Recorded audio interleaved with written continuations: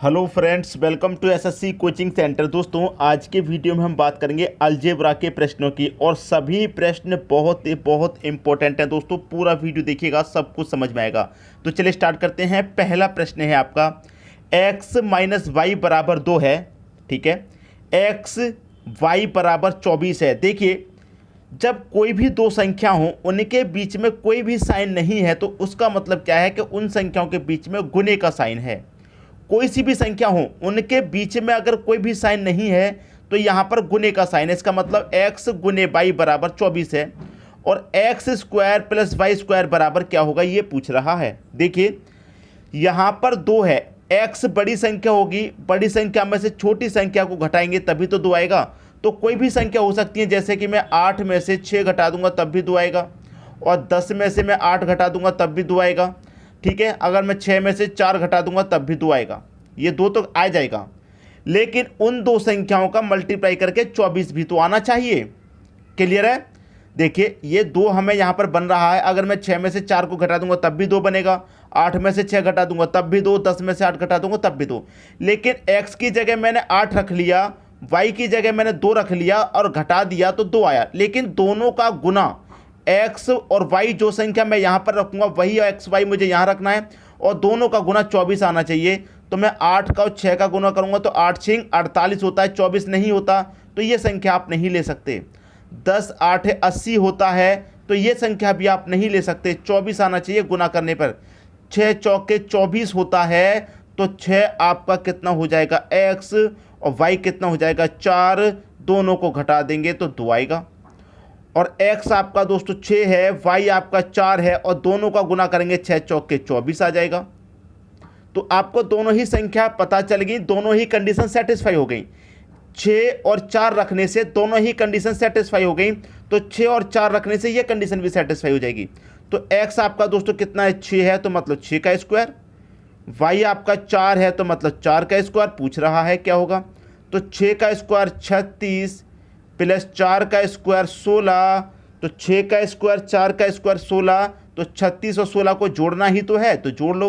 36 और 16 को जोड़ेंगे कितना आ जाएगा 52 आ जाएगा। ये आपके प्रश्न का सही आंसर आ जाएगा।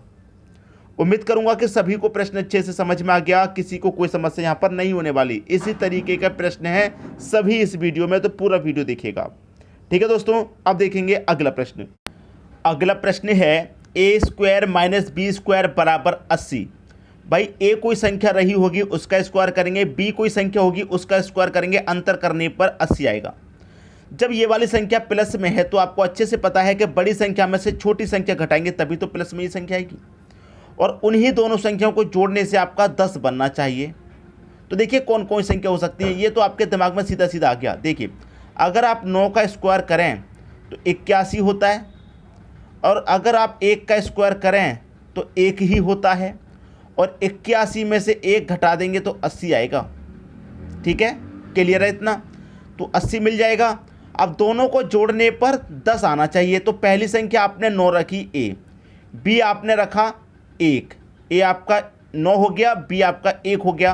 तो 9 और 1 कितना हो जाएगा, जोड़ेंगे तो 10, तो 9 और 1 10 हो गया। बिल्कुल सही है, तो यहाँ पर कंडीशन सेटिस्फाई। a आपका कितना हो गया 9, 9 का स्क्वायर किया माइनस b आपने कितना रखा 1 रखा, 1 का स्क्वायर किया। अब 9 का स्क्वायर 81, 81 में से 1 का स्क्वायर घटा देंगे तो 1 का स्क्वायर 1 ही होता है। तो 81 में से 1 घटाया 80 आया कि नहीं आया, कंडीशन सेटिस्फाई हो गई। और ये दूसरी कंडीशन भी सेटिस्फाई हो गई। ए आपका कितना है 9 है, बी आपका 1 है और दोनों को जोड़ेंगे 9 और 1 तो कितना हो जाएगा 10 हो जाएगा। दोनों ही कंडीशन सेटिस्फाई हो गई और ए का मान भी पता चल गया, बी का भी पता चल गया। ए का मान 9 है और बी का मान 1 है। 9 में से 1 घटा देंगे, आंसर 8 आ जाएगा। ये आपका आंसर हो गया 8। क्लियर हुई दोस्तों बात? सभी प्रश्न समझ में आएंगे, अच्छे तरीके से समझ में आएंगे। पूरा वीडियो देखिए। ठीक है, अब देखेंगे अगला प्रश्न। अगला प्रश्न है a प्लस बी बराबर 5। कोई दो संख्या जोड़ने पर 5 आ जाएगा और 1 गुने b बराबर 6। वही दोनों संख्याओं को गुना करने से 6 आएगा। भाई, जो संख्या यहाँ पर रखेंगे a और b की वही यहाँ पर रखना है। तो जिन दो संख्याओं को जोड़ने से 5 मिलेगा उन्हीं दो संख्याओं को गुना करने से 6 मिलेगा। तो कौन सी संख्या वो होंगी, देखिए मैं आपको बता दूं। सीधा सीधा है, यहाँ पर जैसे कि मैंने a प्लस b बराबर कितना आना चाहिए 5 आना चाहिए, यही तो है। अगर मैं a की जगह 3 रखूँ प्लस बी की जगह 2 रखूँ तो दोनों को जोड़ने पर मुझे 5 मिल जाएगा। ठीक है, अब ए गुने बी, ए मैंने कितना रखा 3 रखा और बी मैंने कितना रखा 2 रखा और दोनों का क्या हो रहा है गुना हो रहा है, 3 दूने का 6 हो गया। तो दोनों ही कंडीशन सेटिस्फाई हो गई, जोड़ने पर 5 आ रहा है, गुना करने पर 6 आ रहा है। ए कितना है 3, बी कितना है 2, दोनों को जोड़ने पर कितना आ रहा है भाई 5 आ रहा है। ए कितना है 3, बी कितना है 2, दोनों का गुना करने पर 2 त्रिक का 6 आ रहा है। दोनों ही कंडीशन सेटिस्फाई हो गई। जब दोनों कंडीशन सेटिस्फाई हो गई तो तीसरी कंडीशन भी सेटिस्फाई हो जाएगी। ए का मान 3 है तो 3 का स्क्वायर कर दो, माइनस बी कितना है 2 है तो 2 का स्क्वायर कर दो। क्या आंसर आएगा पता कर लीजिए। 3 का स्क्वायर 9 हो जाएगा, 2 का स्क्वायर 4 हो जाएगा, 9 में से 4 घटा देंगे, आंसर आ जाएगा 5। ये क्या हो गया, आपके प्रश्न का बिल्कुल सही आंसर हो गया। ठीक है दोस्तों, किसी को भी प्रश्न में कोई भी समस्या नहीं होने वाली, अच्छे तरीके से बताया जा रहा, सभी बातें समझ में आ रही होंगी, कभी भी कोई कंफ्यूजन नहीं होने वाला इन प्रश्नों में आज के बाद। ठीक है दोस्तों, अब देखेंगे हम अगला प्रश्न। अगला प्रश्न है ए का क्यूब माइनस बी का क्यूब बराबर 56। संख्या क्यूब में दे रखी है, क्यूब में। ठीक है, लेकिन मैं आपको एक चीज़ बता दूं, जब क्यूब में संख्या है तो आपको छोटी छोटी संख्याओं का क्यूब करना होगा। बड़ी संख्याओं को करेंगे तो 56 से ज़्यादा चला जाएगा, छोटी छोटी संख्याओं का क्यूब करना होगा। ठीक है, देखिए यहाँ पर अगर मैं 5 का क्यूब करूँगा तो 125 हो जाएगा, 156 से ज़्यादा। फिर मैं कोई दूसरी संख्या ऐसी लूँगा जिसे घटाने पर 56 आ जाए। ठीक है, कोई दूसरी संख्या, जैसे मैंने 5 का क्यूब किया तो 125 हो गया।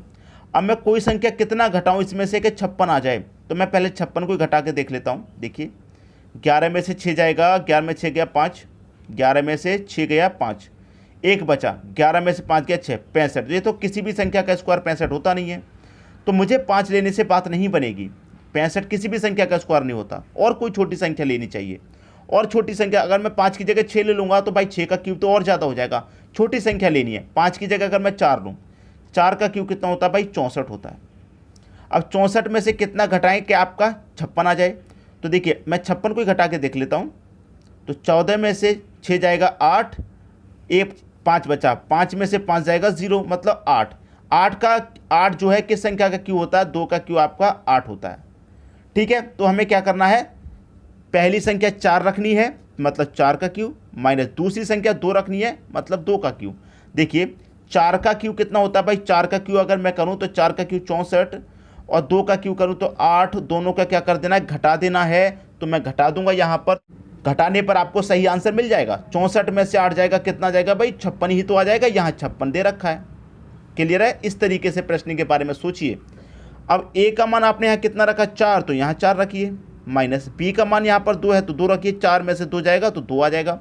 तो दोनों ही कंडीशन आपकी सेटिस्फाई हो रही हैं। जब दोनों कंडीशन सेटिस्फाई हो रही हैं तो तीसरी कंडीशन भी सेटिस्फाई हो जाएगी। ए का मान कितना है 4, तो 4 रखिए, स्क्वायर दे रखा है स्क्वायर कीजिए, प्लस बी का मान 2 है तो 2 रखिए, स्क्वायर दे रखा है तो स्क्वायर करिए। 4 का स्क्वायर 16 और 2 का स्क्वायर 4, प्लस कर देना है 16 4 कितना हो जाएगा 20। आपके प्रश्न का आंसर 20 आ गया। उम्मीद करूंगा कि सभी को प्रश्न अच्छे से समझ में आ गया, किसी को भी प्रश्न में कोई समस्या नहीं होगी। ठीक है दोस्तों, अब देखेंगे अगला प्रश्न। अगला प्रश्न है आपका ए का क्यूब माइनस बी का क्यूब बराबर 117 है। ठीक है, ए प्लस बी बराबर 7 है, तो ए स्क्वायर प्लस बी स्क्वायर बराबर क्या होगा। बहुत अच्छा प्रश्न है। यहाँ पर देखिए मैं क्या करूँगा, देखिए क्यूब का प्रश्न है तो क्यूब का प्रश्न है, 117 संख्या है तो मुझे ज़्यादा बड़ी संख्याओं का क्यूब नहीं करना, ज़्यादा बड़ी संख्याओं का क्यूब नहीं करूँगा क्योंकि 117 से बहुत ज़्यादा हो जाएगा। मुझे लगभग में संख्या लेके आनी है। ठीक है, जैसे कि 5 का क्यूब अगर मैं पहले करके देखूँ तो 5 का क्यूब कितना होता है 125 होता है। 125 में से 117 में घटा के देख लेता हूँ, 117 को मैं घटा के देखूँगा, 15 में 7 जाएगा 8, एक बचा, एक में से एक जाएगा 0, एक में से एक जाएगा 0, तो 8 ही तो आया।